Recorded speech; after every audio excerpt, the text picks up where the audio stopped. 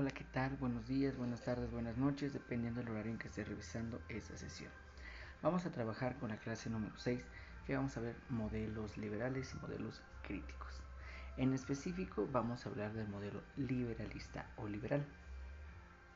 ¿Qué es el liberalismo?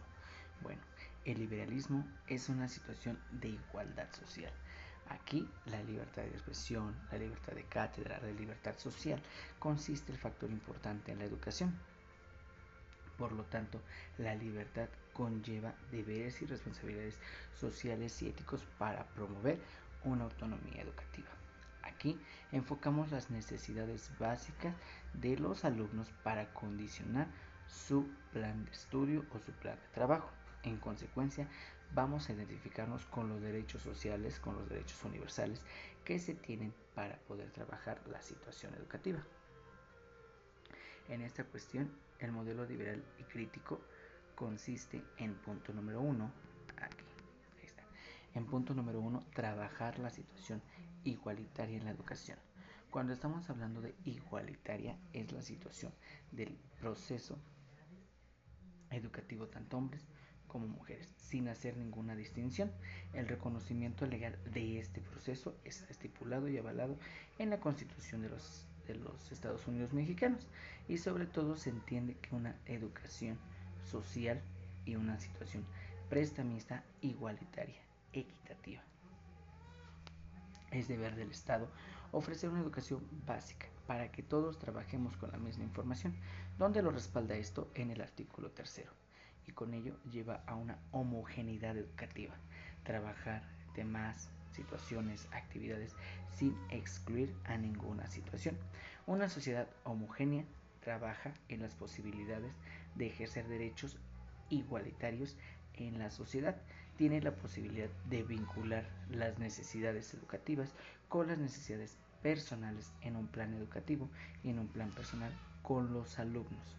Es importante reconocer que estos derechos los respalda la Ley General de Educación, lo respalda el artículo 3, lo respalda la Ley General, los derechos de los niños, niñas y adolescentes, tanto nacional como en cada estado o distrito. Tenemos que tener en cuenta una pregunta central. ¿Deben tener los padres de familia una autonomía educativa? Pues bueno, lo trabajamos a través de tradiciones y costumbres que hacen que se involucren los padres de familia. En este trabajo, liberalismo hace que la situación educativa carga la responsabilidad del docente, carga la responsabilidad del Estado. Sin embargo, con los padres de familia se va a trabajar un autoritarismo moral. Ese autoritarismo moral es dar sentido que los niños, jóvenes y adolescentes tienen el derecho a una educación básica. ¿Y quién debe de fortalecer esa educación? Bueno, en primer lugar, la sociedad, más minuciosamente los padres de familia, para tener una autoridad paterna. En la educación básica hay que desarrollar una autonomía en los niños. ¿A qué nos referimos con este punto? A que el niño puede expresar sus opiniones, sus necesidades, sus dificultades, sus gustos, sus preferencias por aprender, para preparar hacia una autonomía educativa. Vamos a trabajar que en la cuestión del liberalismo evitamos contradictoriamente la parte del tradicionalismo. Aquí el alumno hace opiniones, hace críticas, hace constructivismo con referente a su aprendizaje. Hace la referencia en qué quiere aprender, cómo lo quiere aprender, qué capacidades puede desarrollar y cómo lo va a poder desarrollar. En la educación básica se debe considerar prioritaria esta parte de la autonomía, sobre todo para trabajar dinámicas, recursos, actividades que estén en favor de sus necesidades. Importante, la autonomía no es lo mismo que un libertinaje. En la autonomía, el alumno tiene que responsabilizarse de sus acciones, de sus trabajos, de sus actividades, para que pueda trabajar de manera autónoma y que el docente solamente funja como un guía para el desarrollo de esas habilidades. Por ese camino, la igualdad de oportunidades da inicio a buscar una educación igualitaria. En esa parte, no trabajar una discriminación. Trabajar las desigualdades surge a partir de la situación familiar y social para el alumno, para contribuir al punto de vista autónomo del mismo estudiante. No se va a tratar simplemente de incrementar la producción de los recursos educativos, no, sino tenemos que desarrollar capacidades individuales en el estudiante. Recordemos que como aprendizaje tienes que desarrollar una meta. Esa meta en la educación se llama competencia. Más a favor, desarrollo de competencias y habilidades. El alumno con su autonomía, con su trabajo de los derechos, con el apoyo de los padres, esa oportunidad la va a desarrollar y va a lograr consigo una capacidad. Esa capacidad la va a permitir ejercerla en la vida adulta y ejercerla en la misma sociedad. Con ello llegamos a un debate democrático. ¿A qué me refiero a un debate democrático? En la cuestión, en la cuestión de que el alumno, como tiene derechos, también va a tener obligaciones, ¿ok? Y aquí menciona: en el Estado democrático, la educación debe estar orientada en el debate democrático de los ciudadanos acerca de valores, políticas y medios necesarios para su instrumentación. En la situación de un debate democrático, debemos de tomar en cuenta opiniones, sugerencias, optimismos, habilidades y desarrollos del alumno, así como las oportunidades que va a permitir el padre de familia para trabajar esa situación del trabajo liberal, del trabajo liberal, ¿vale? Aquí el federalismo, que en este caso es el Estado, va a contribuir a dar siempre un control democrático en las actividades, fortaleciendo sus derechos, su autonomía, sus desarrollos, facilitando así que los temas se puedan adaptar a las situaciones sociales, a las situaciones históricas, a las situaciones geográficas de cada región. Si te das cuenta, los temas van aborcados en general. Aquí la situación del liberalismo es que el docente, con el padre de familia y con ayuda del alumno, puedan trabajarlos adecuadamente por necesidades, por estrategias y por desarrollo de actividades al alumno, teniendo un control para vincular derechos, valores, actitudes y responsabilidades. Menciona abajo: debemos rechazar que en las instancias gubernamentales se perpetúen creencias o doctrinas sostenidas por la mayoría políticas, evitando el despotismo sobre las mentes. Aquí la situación es el enfoque de valores. No podemos trabajar situaciones groseras, no humanas, discriminatorias con los alumnos. Recordemos que todos los alumnos tienen dificultades, todos los alumnos tienen barreras de aprendizaje, todos los alumnos van a tener alguna necesidad en específico, y es por ello que no podemos excluir a nadie por la igualdad que se tiene que trabajar. Por este camino, el alumno con sus necesidades, el alumno con sus capacidades, vamos a tener que integrarlo, vamos a tener que adaptarlo, todos los temas conforme a cada estilo de aprendizaje, con cada estilo de inteligencia múltiple, con cada necesidad que tiene el alumno. Aquí textualmente lo coloqué: en el marco del liberalismo igualitario, el deber del profesor es doble: preservar, transmitir y recrear la cultura común. En este sentido, inculcar a los educandos en una comunidad de valores democráticos. Estos valores los vemos desde casa, los debe de implementar mamá y papá. Nosotros tenemos que reforzar esta situación de los valores para poder trabajarlo dentro de nuestro salón de clases, para poder ejecutarlo en nuestras aulas y poder hacer el mejor desarrollo de las competencias, el mejor desarrollo de las habilidades con los alumnos. Nosotros los docentes debemos de tener un grado de autonomía, decidir qué es lo mejor para el alumno, mejorar en sus barreras de aprendizaje, eliminar obstáculos en el aprendizaje y sobre todo tener en cuenta que el docente debe de estar pegado con los valores, con la autonomía, con el respeto. Esto hace que el maestro tenga la capacidad de involucrar a todos, desarrollando todas las habilidades posibles y generando una armonía en el aula.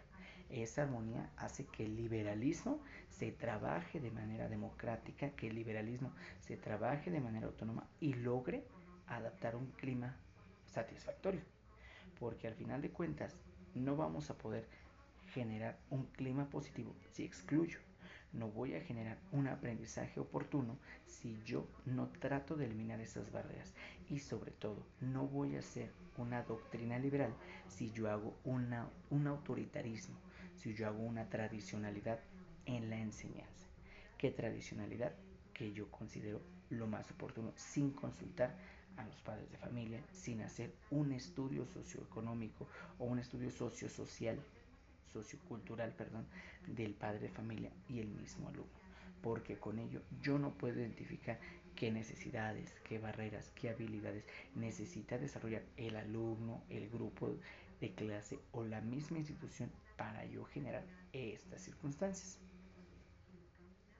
Nosotros, siendo parte o siendo representantes del Estado, debemos de distribuir una parte igualitaria en las escuelas y sobre todo debemos generar algunas características.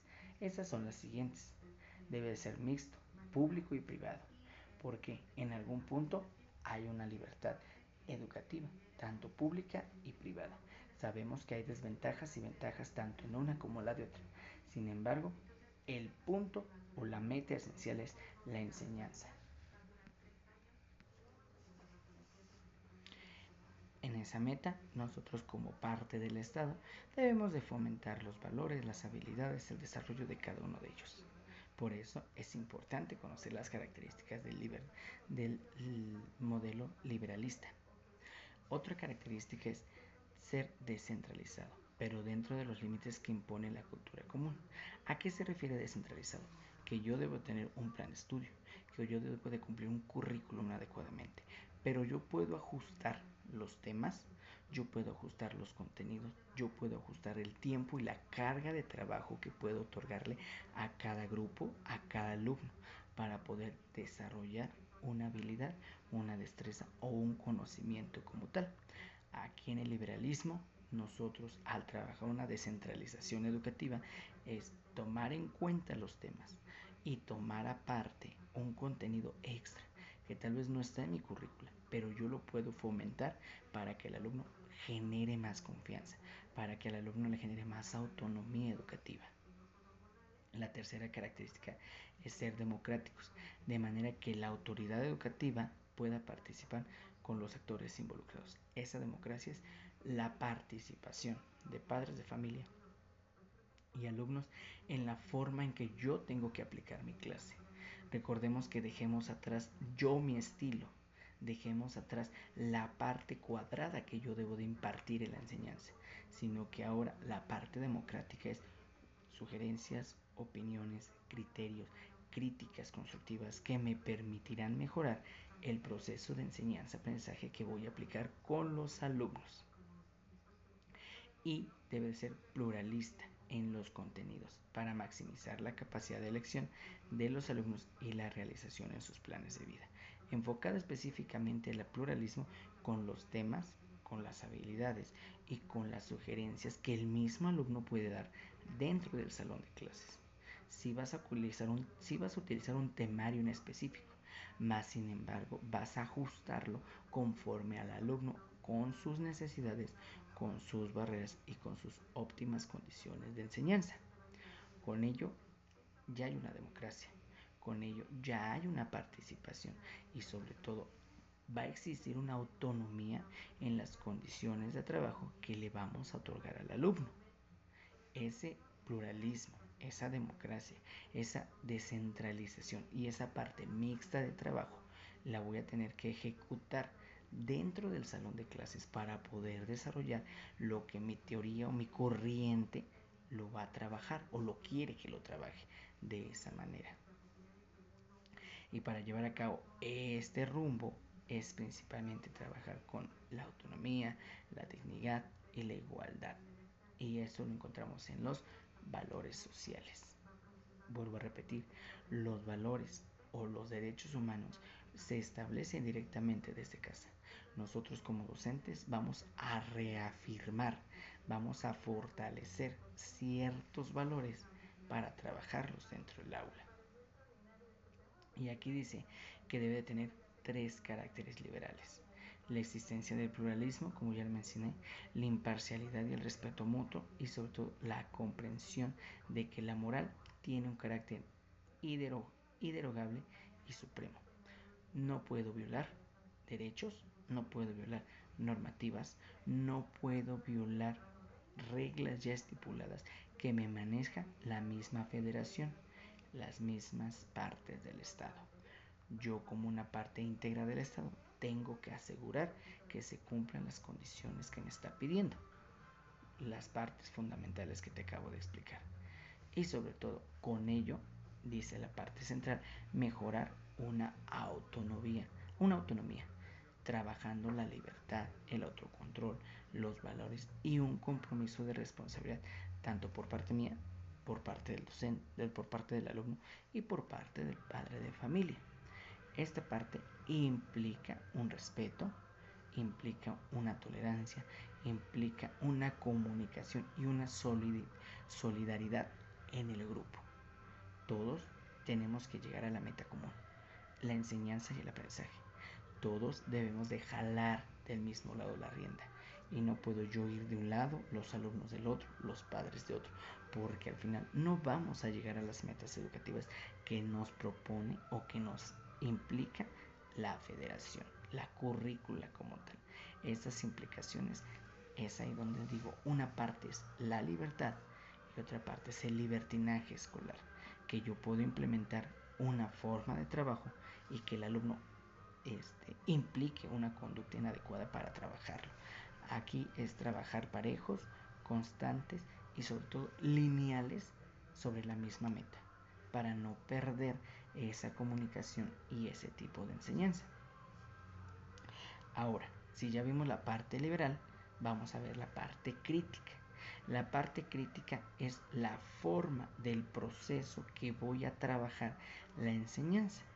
También sostiene que debemos imitar un pensamiento crítico, cuestionando la forma de clase, la forma de trabajo, la forma de contextualizar nuestra enseñanza de forma crítica, constructiva, porque sobre todo una comunicación es lo que ayuda a ser una parte crítica y constructiva en la enseñanza.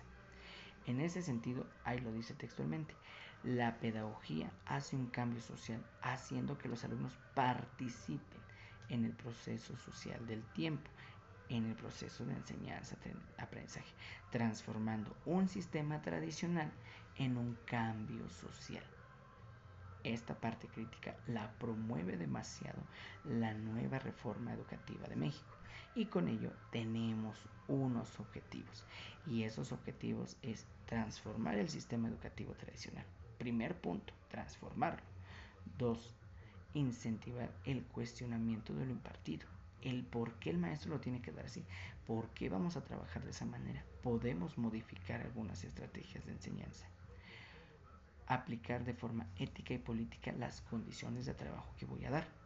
Fomentar que el alumno interrogue sobre acciones sociales, que sea más abierto a las cuestiones que debemos de realizar. Potencializar los métodos de enseñanza desde una postura analítica.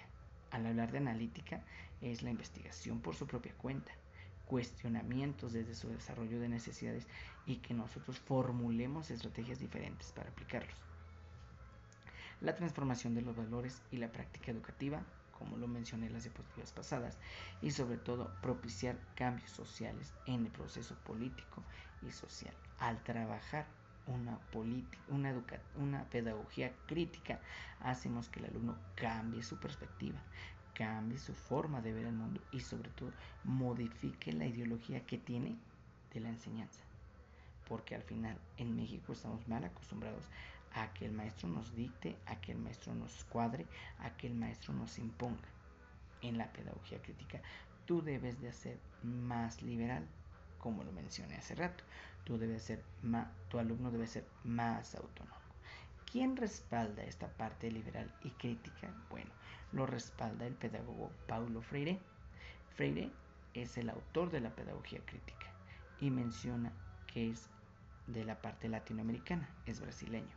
y denomina la libertad de la expresión de la idea, y sobre todo hace referencia a eliminar y erradicar la educación tradicional. El proceso pedagógico de Freire rechaza una situación neutral y rechaza las condiciones de trabajo cuadrada. Y sobre todo en partes negritas menciona que el objetivo de la pedagogía crítica es emancipar la opresión a través de una conciencia crítica, erradicar la parte cuadrada, erradicar la parte tradicional y hacerlo más crítico, más participativo. Y aquí dice, cuando se consigue este objetivo, la conciencia crítica motiva a los individuos a producir un cambio en la sociedad, porque entonces vamos a modificar la enseñanza, vamos a modificar el estilo de aprendizaje, vamos a modificar todo lo que tenemos cuadrado en la cabeza a lo que decimos educación. Y lo vamos a tener que eliminar desde el proceso en cómo impartimos la clase y cómo hacemos que el alumno aprenda. El alumno está tan acostumbrado a que aprenda a través de copiar, memorizar, repetir. En la parte de Freire es hacer que investigue, hacer que dude, hacer que cuestione. Y esa es la parte pedagógica crítica que tenemos que hacer dentro de nuestros salones de clases para hacer una sociedad más crítica. El aspecto práctico que va a hacer es poder adquirir formas de conocimiento libre. Actualmente tenemos las redes sociales, tenemos medios digitales, que tenemos al alcance la información, que la tenemos mal aplicada, sí es realidad.